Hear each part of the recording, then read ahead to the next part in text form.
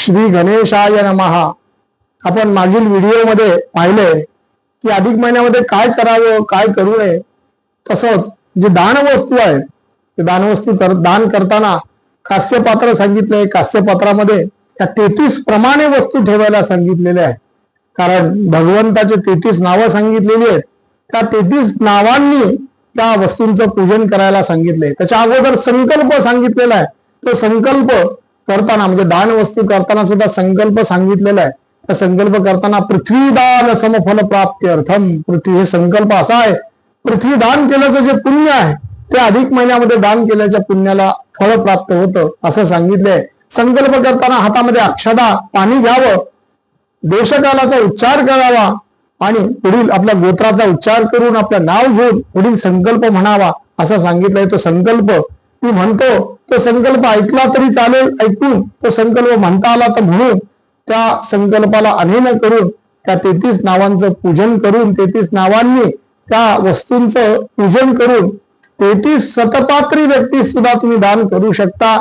33 नावं घेऊन त्या 33 नावांची नावं आणि संकल्प मी सांगतो तर जरूर ऐका. हा संकल्प पुढील प्रमाणे आहे. मम आत्मनः श्रुती स्मृती पुराणोक्त फल प्राप्त्यर्थम मम समस्त पापक्षय पूर्वकम अतुल लक्ष्मी पुत्र पौत्र आयुरारोग्य क्षेम समृद्धी भुक्ती मुक्ती प्राप्ति पूर्वकम पृथ्वी दान सन समफल प्राप्तये अपूप छिद्र समसंख्य वर्ष सहस्रावधि स्वर्लोक निवासादि कल्पोक्त फल सिद्ध्यर्थम श्री नारा पुरुषोत्तम नारायण प्रीतये एतां त्रयस्त्रिंशत् अपूपान् कंस्य पात्रे हिरण्यसहितं पुरुषोत्तम स्वरूपम ब्राह्मणाय तुभ्यमहं संप्रतदे.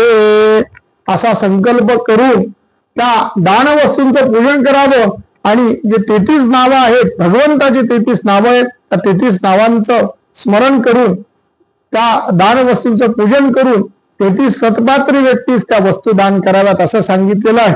हे 33 नाव अशी आहेत.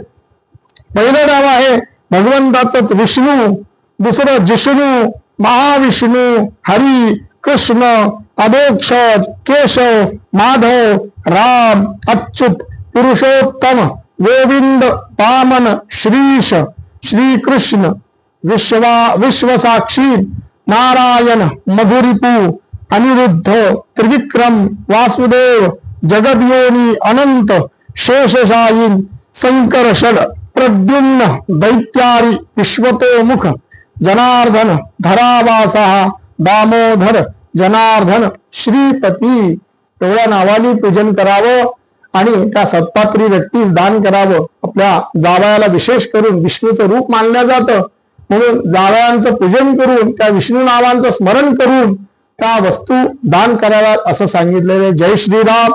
जेवढं शक्य होईल तेवढं ह्या महिन्यामध्ये दान करावं असं सांगितलेलं आहे. माहिती आवडली तर आवर्जून शेअर करा. जय श्रीराम.